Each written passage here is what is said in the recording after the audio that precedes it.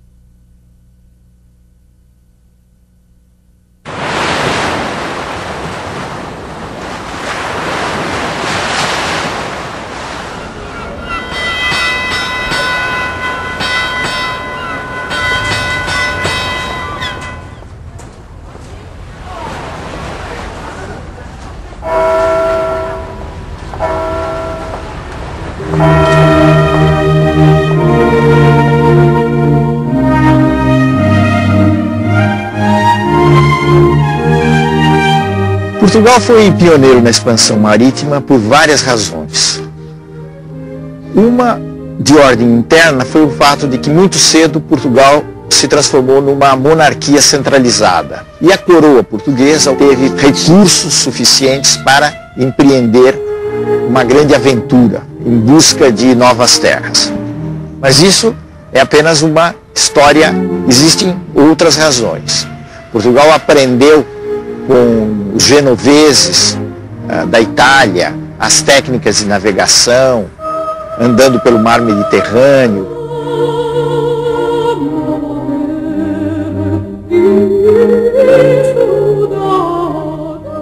A outra coisa é a posição de Portugal, que fica ali no Atlântico, numa espécie de ponta, vamos dizer assim, não em linguagem de geógrafo, mas em linguagem comum. É uma ponta da Europa.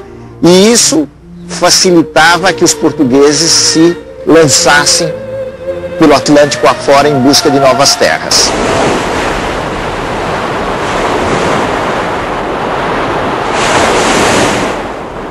As armas e os barões assinalados que da ocidental praia lusitana, por mares nunca dantes navegados, passaram ainda além da Taprobana, e em perigos e guerras esforçados, mais do que prometia a força humana, e entre gente remota edificar um novo reino, que tanto sublimaram.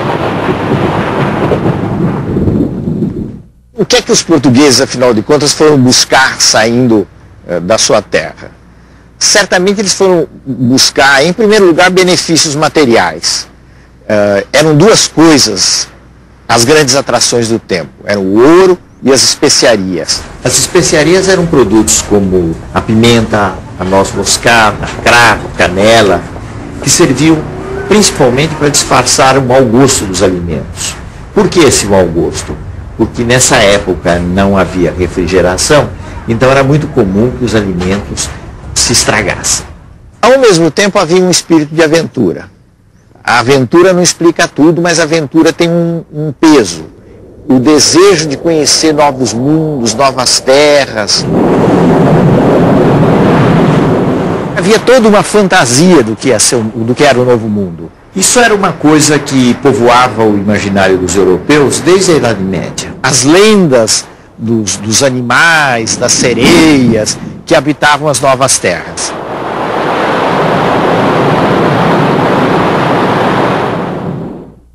As expedições portuguesas pelo mar eram expedições muito avançadas tecnicamente para as condições da época.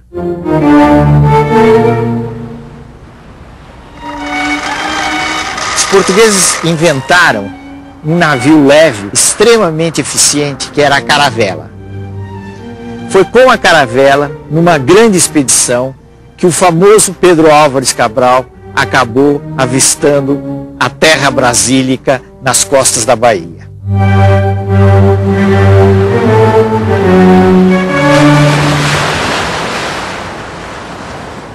E assim seguimos nosso caminho por esse mar, sempre para diante. Até terça-feira das 8º de Páscoa, que foram 21 dias de abril que topamos alguns sinais de terra, ervas compridas a que chamam de botelho. E a quarta-feira seguinte pela manhã, topamos aves, e à tarde ouvemos vista de terra. Um grande monte, muito alto e redondo, com outras serras mais baixas a sul dele e de terra chã, com grandes arvoredos, ao qual Monte Alto o capitão pôs o nome, o Monte Pascoal. E a terra de Vera Cruz. Então, essa chegada, podemos estar certo que foi uma coisa impressionante.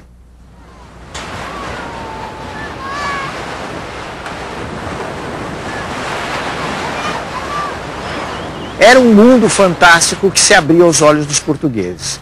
E tem um reverso ainda mais complicado dessa história. É saber como é que os indígenas, que afinal de contas eram os habitantes, os donos da terra, viram aquelas figuras que vinham de longe, vestidas de uma maneira estranhíssima. Para que toda aquela roupa, né, num clima tropical? Naturalmente, o clero estava interessado imediatamente na catequese, em levantar a cruz. Outros devem ter ficado maravilhados com a figura das Índias.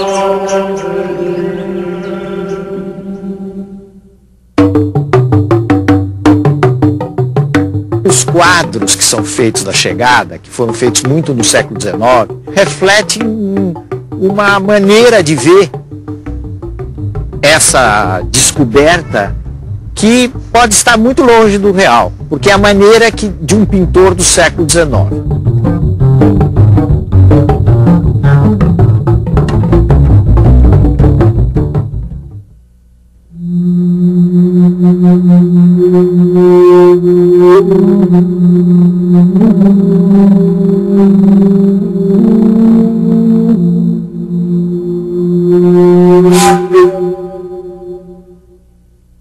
Hoje em dia, a gente evita falar na palavra descobrimento do Brasil. Há quem até, para encontrar uma saída, use uma palavra meio esquisita, o achamento do Brasil. Mas o Brasil não foi nem descoberto nem achado. Se nós tomarmos essa expressão para dizer, bom, isso era uma terra inteiramente vazia que os portugueses chegaram.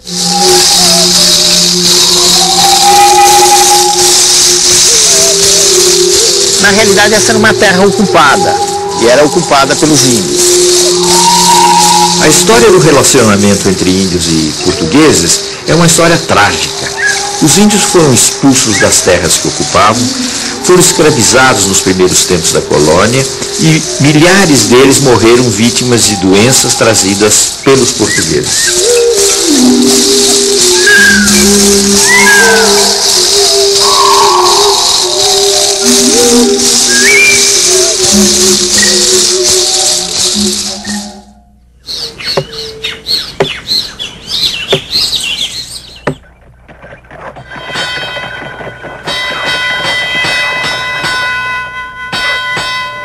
Esse Brasil dos primeiros tempos, dos anos 1500, 1600, pode ser definido, melhor do que qualquer outra coisa, por uma frase de um cronista importante do Brasil, que foi Frei Vicente de Salvador. Frei Vicente de Salvador dizia que os portugueses, a princípio, se arrastavam pela praia como caranguejos. O que quer dizer isso? Que eles conseguiam ficar apenas na praia, quer dizer, ficavam apenas no litoral. E muito concentrados no litoral do Nordeste. Eles estavam muito preocupados e muito interessados no comércio com a Índia. E eles pensaram no Brasil como uma espécie de ponto de parada na rota para as Índias. A primeira forma de governo do Brasil colônia foi o sistema de capitanias hereditárias. As capitanias em geral fracassaram, com exceção de São Vicente e Pernambuco. Diante do fracasso, então, Portugal estabeleceu um sistema centralizado de governo, que foi o governo geral.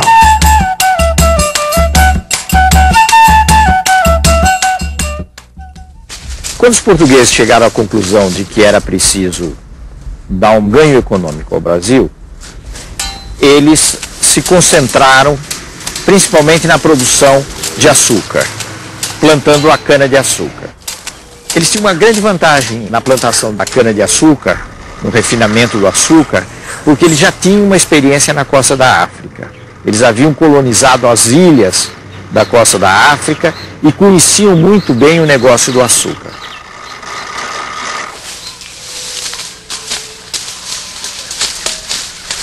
Só que para tocar uma grande fazenda de cana, eles necessitavam de braços. E não havia, na realidade, atração por parte do povo português para atender às necessidades de um trabalho dessa natureza, que seria inevitavelmente um trabalho quase escravo. Então era preciso, de alguma maneira, encontrar uma saída para o problema da mão de obra. E foi aí que os portugueses começaram a utilizar os índios e depois a explorar o tráfico africano.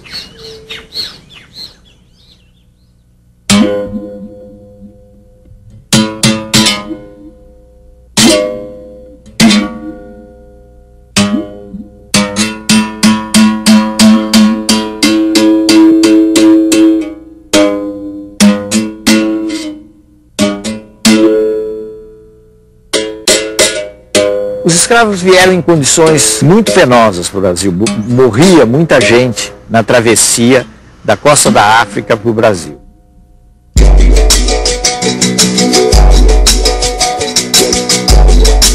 Era um sonho dantesco.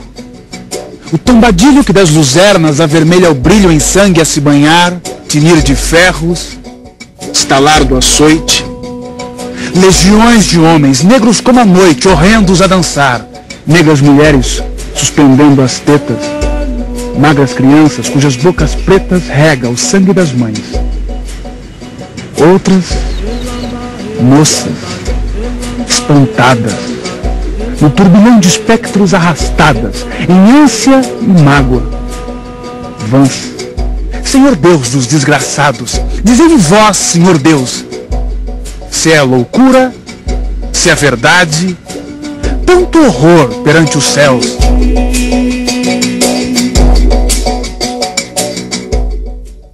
Chegando aqui, eles, em geral, ficavam muito perdidos do ponto de vista da sua organização, nos primeiros tempos.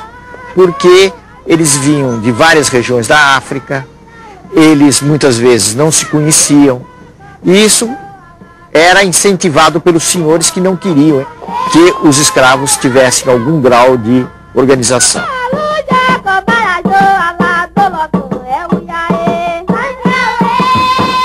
A resistência dos negros à escravidão teve, no Brasil, muitas dificuldades para se realizar. A extensão do país, a diversidade dos grupos, mas ela acabou existindo. Só que nunca houve nada no Brasil, não só no Brasil como em outras colônias, que fosse semelhante a uma grande insurreição, como aconteceu no Haiti em fins do século XVIII. Mas as resistências existiram e a forma mais conhecida da resistência é a forma do quilombo. É uma organização de negros fugidos, mas se sabe hoje que não só de negros fugidos, havia gente que se juntava aos negros e tinha uma forma de vida própria.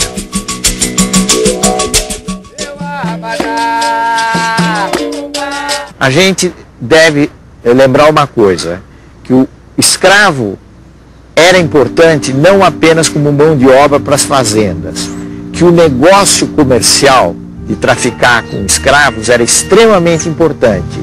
E em certos períodos da história brasileira, muitas riquezas foram geradas simplesmente no comércio de escravos e não na produção baseada no trabalho escravo.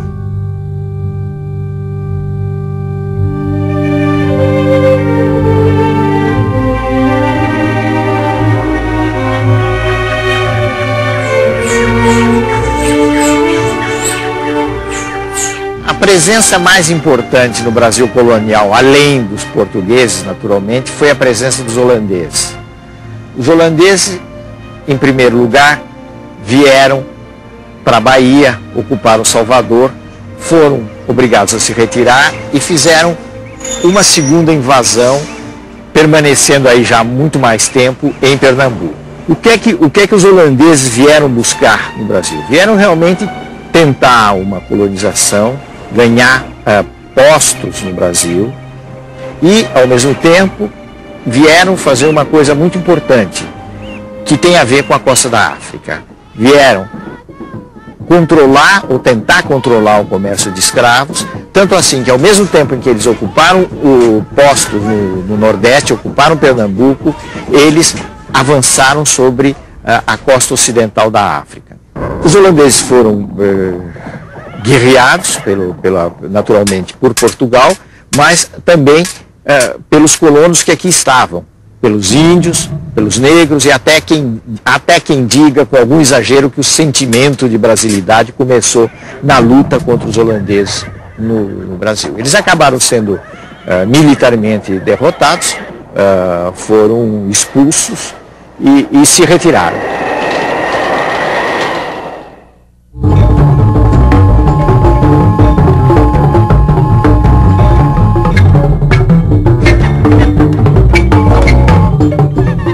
O Brasil do século XVII ainda é um Brasil pouco explorado. Era um Brasil atrasado, um Brasil mais indígena. O caso de São Paulo, por exemplo. O que era São Paulo? São Paulo era uma terra de gente rústica, os famosos bandeirantes, que viviam de avançar pelo sertão, apresar os índios, conquistar território para a coroa portuguesa. Os bandeirantes desempenharam um papel muito importante nesses avanços no interior do Brasil.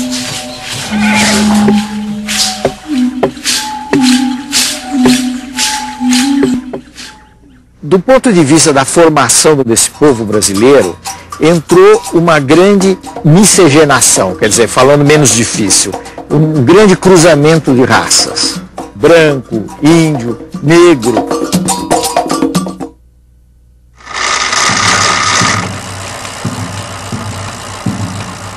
Em meados do século XVIII, mais ou menos, finalmente os portugueses quebraram uma frustração muito grande que eles tinham com os espanhóis. Porque os espanhóis, nas conquistas deles na América, desde o México até o vice-reinado do Peru, tinham encontrado quantidades enormes de ouro e prata. E os portugueses andavam em busca dos metais preciosos e realmente não encontravam. Até que, por obra da ação dos bandeirantes, essas entradas pelo interior, as minas de ouro foram descobertas na região que, por causa disso, veio a se chamar de Minas Gerais.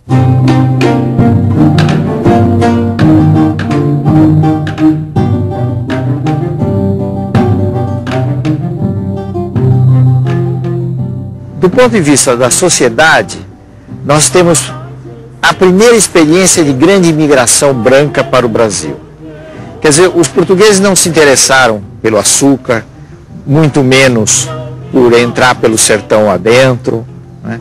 Mas quando se soube que havia ouro no Brasil, metais preciosos no Brasil, diamantes no Brasil, houve uma imensa corrida em busca do ouro para o Brasil de imigrantes vindos de Portugal.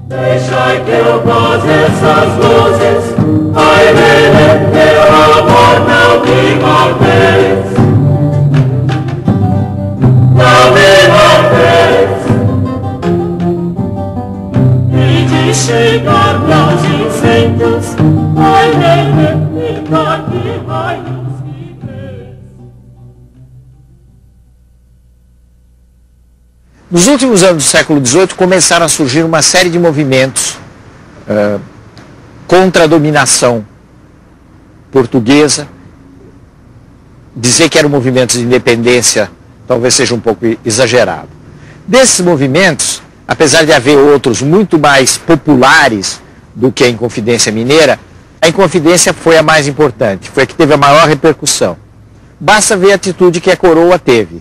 A coroa montou um grande processo, condenou várias pessoas à morte e, no fim, acabou fazendo uma encenação espetacular com o enforcamento de Tiradentes.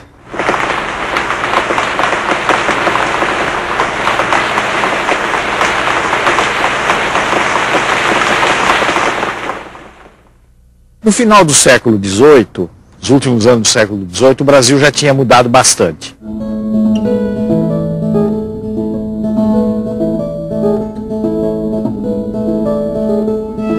A gente já pode dizer que os portugueses não se arrastavam pela costa como caranguejo. Já tinham avançado para colonizar o país. Não era ainda o Brasil de hoje, mas era alguma coisa que, na sua fisionomia de território, se aproximava do Brasil de hoje.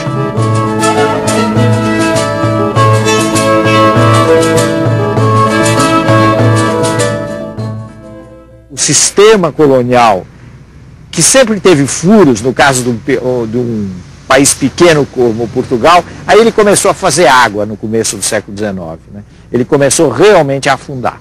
Esse sistema começou a ser quebrado na medida em que a Inglaterra foi cada vez mais se tornando uma potência dominante no mundo.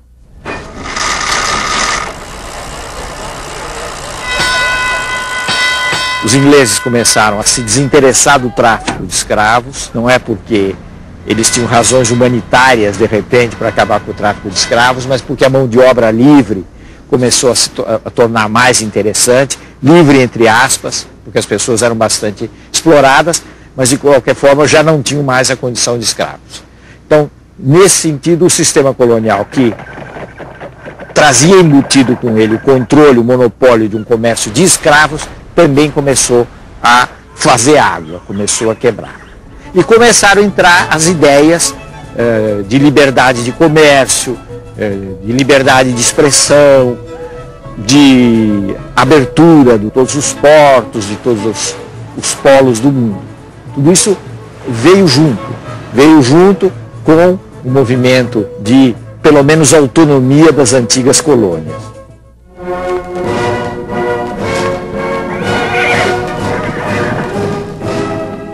Portugal estava acossado pelos franceses, por Napoleão, sob a ameaça de invasão do território. Então, Dom João vem para o Brasil com a corte portuguesa no começo do século XIX. Essa vinda da família real mudou muito o quadro do Brasil. Há quem diga de uma forma muito sucinta, muito resumida, eu acho que uma frase muito feliz, que a metrópole virou colônia e a colônia virou metrópole.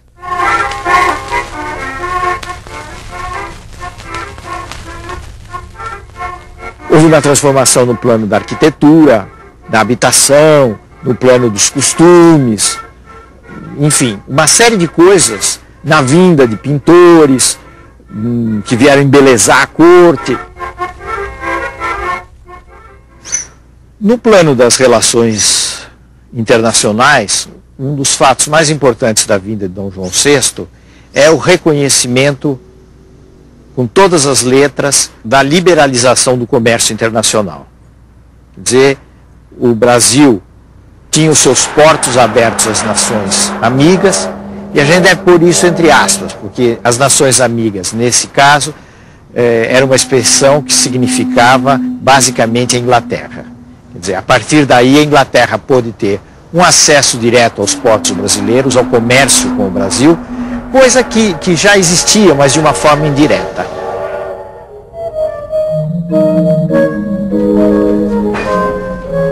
Dom João VI foi uma figura muito ridicularizada na história brasileira, até recentemente em novelas, etc. Como um rei que comia não sei quantos frangos, que era meio tonto, etc. Ele tinha essas características, mas ele não era nem tão tonto assim, nem tão bobo assim, porque realmente ele conseguiu realizar essa passagem de Portugal para o Brasil e ter uma presença efetiva aqui no país, no que viria a ser um país independente. Inclusive ele resistiu muito a voltar para Portugal, acabou voltando em determinadas circunstâncias e deixando como regente o seu filho, como todo mundo sabe, que foi o nosso Dom Pedro I, Dom Pedro IV lá em Portugal.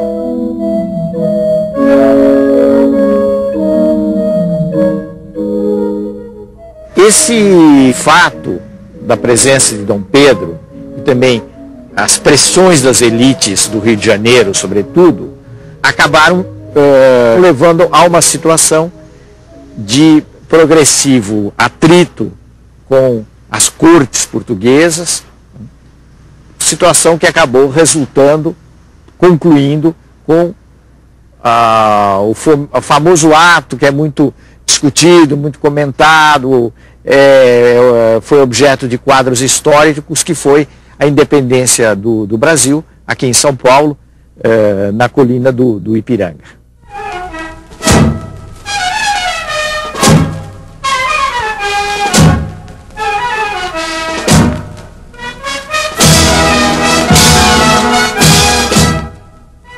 No processo da independência brasileira, que afinal de contas acabou se realizando em 1822, existem duas linhas. Uma linha mais revolucionária, mais de transformação. Existe uma outra linha, que é a linha bastante conservadora, que é a linha daqueles que querem fazer uma transição transada, quer dizer, uma transição sem muitos abalos. Essa linha é a linha das elites fluminenses. A transição foi feita por esses grupos e foi marcadamente uma transição conservadora, inclusive na forma de governo. Nós temos que lembrar que o Brasil se constituiu numa monarquia entre repúblicas. Todos os outros países da América Latina se tornaram repúblicas, mas no Brasil houve uma continuidade monárquica.